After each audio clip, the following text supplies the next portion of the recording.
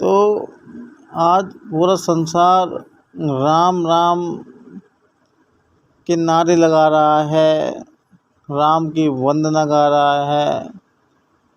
तो आज राम का अर्थ ही लोग बाग भूल गए कि वह राम है कौन और वह राम कैसा राम है। क्या वह राम या उस राम को आज के टाइम में कोई याद कर रहा है? तो मैं बताता हूँ कि एक राम दशरथ के जन्मा और एक राम घट घट का वासी, एक राम घर घर में जन्मा और एक राम अर्थी के पीछे जाए। तो ये चार प्रकार के राम हैं। इस राम में वास्तव में इन चारों प्रकार के रामों में सही राम है कौन सा? कि जो आज का जो टाइम हो रहा है, जो आज का समय है, इस समय में कोई भी उस राम को याद नहीं करता जो घट घट में वास कर रहा है, जो निराकार परमात्मा है, जो सर्वव्यापी है। आज के नाम दशरथ के लड़के को मान रहे हैं, पर ये कोई उद्धार का कोई कार्य नहीं है। आदमी उस निराकार परमात्मा, उस घट घट में वास करने वाले कर्ता निधार कर्म पुरुष को भूला बैठा हुआ है और वह संसार के उन चीज़ों में फंस गया कि उसका निकलना असंभव है और वह दब चुका या अपनी आदत उसने ऐसी बना ली कि वह निकलना ही नहीं चाहता। तो इसलिए कहा गया कि राम को जानने के लिए राम के गुणों को जानना सब उत्तम होता है कि राम है क्या। हनुमान जिस राम का जिक्र आता है, हनुमान कौन से राम को जानता है? हनुमान कौन से राम को जानता है? हनुमान उस राम को जानता है कि जो कण कण में वास करता है, जो सब व्यापक है और जो सृष्टि में चारों तरफ को फैला हुआ है। हनुमान उस राम का जिक्र करता है। और यहाँ पर जो जिक्र हुआ है वह दशरथ के पुत्र का जिक्र हुआ है, जबकि दशरथ के पुत्र का जिक्र नहीं होता। हनुमान ने जो भी दर्शाया है वह निराकार परमात्मा है, कण कण में वास करने वाला है, वह सब व्यापक है। वह उस राम के लिए हनुमान ने अपना पूरा जीवन बिता दिया, पर लोगों ने उसकी भक्ति का मजाक बना के रख दिया। कारण क्या है? क्योंकि आदमी अपनी जीवा को चलाने के लिए कुछ से कुछ लिखता है और कुछ से कुछ डालता है, पर सत्यवाद कभी नहीं लिखता। कारण क्या है? कारण यह है कि अगर सत्य लिख दिया तो उसकी जीवा कैसे चलेगी। आपको शायद पता हो कि जिस समय सेतु पुल का निर्माण होता है तो उस समय राम एक पत्थर पे झाड़ियों के पीछे छुप के नाम लिखते हैं राम, और उस राम भी नाम भी नहीं लिखते, उस पत्थर को उठाते हैं और उसे पानी में फेंक देते हैं। तो जब उस पत्थर को पानी में फेंकते हैं तो वह पत्थर डूब जाता है।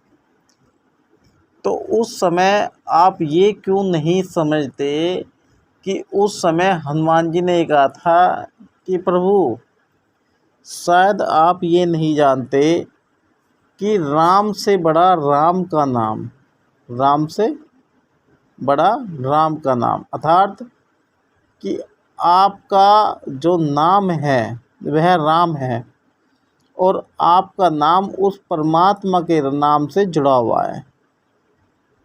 आपका नाम उस परमात्मा के नाम से जुड़ा हुआ है। इसका मतलब ये नहीं कि आप परमात्मा हो।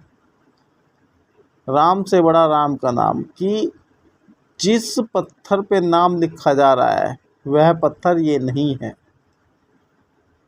वह पत्थर, ये पत्थर, जिस पत्थरों पे नाम लिखा जा रहा है वह पत्थर पे नाम उस निराकार परमात्मा का लिखा जा रहा है, जिस पे लिखा हुआ नाम जिस पे लिखा हुआ नाम कभी भी उस पत्थर को डुबो नहीं पाएगा, वह राम है। और वह कण कण में वास करता है, वह निराकार है। आप इस चीज़ को समझो। आप एक मनुष्य हो और वह निराकार कण कण में वास करने वाला है। उसका नाम जब किसी चीज़ पे आ जाता है तो उसको डुबाने वाला इस संसार में कोई रहता ही नहीं। तो राम से बड़ा राम का नाम। तो आपने सुना होगा इस बात को, तो आप भी जानो कि राम से बड़ा वास्तव में राम का नाम है कि निराकार परमात्मा सर्वव्यापक होता है और वह हर जगह फैला होता है। वो परमात्मा सबकी सुनता है और सबकी गुनता है। इसीलिए कहा है कि जो उस समय वानर जाति थी या रीछ जाति थी, वह उस राम के बारे में अच्छी तरह जानती थी।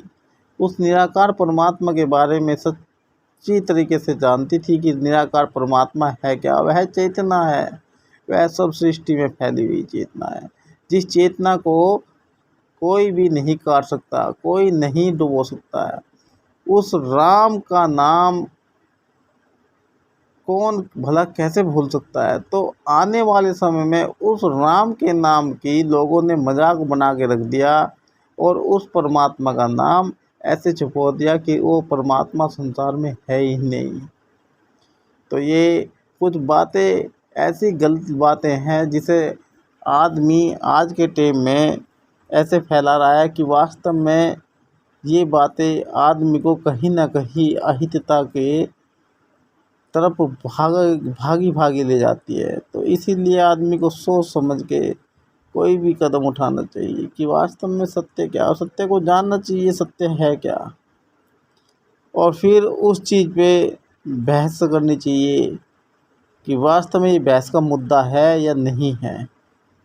तो परमात्मा को जानना चाहिए कि परमात्मा है क्या, और पाखंड से बचना चाहिए कि पाखंड क्या है, और पाखंड से बचे और सत्य को जाने कि सत्य एक चमकता तारा है। ये कह लीजिए कि सत्य एक सूरज की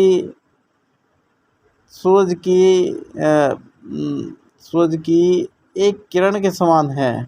सत्य सूरज की किरणों के समान है, जिसको तुम कभी ख़त्म नहीं कर सकते, वह चमकती ही रहती है। तो ऐसे ही परमात्मा है, परमात्मा की किरणों को कभी संसार से ख़त्म नहीं करा जा सकता। परमात्मा तो वो है जो घट घट के अंदर वास करता है और जो हर एक आदमी को सतबुद्धि प्रदान करता है। तो आप भी ऐसे ज्ञान को जानो, क्योंकि सच्चे ज्ञान को जानने के लिए सच्ची बुद्धि का होना ज़रूरी होना चाहिए।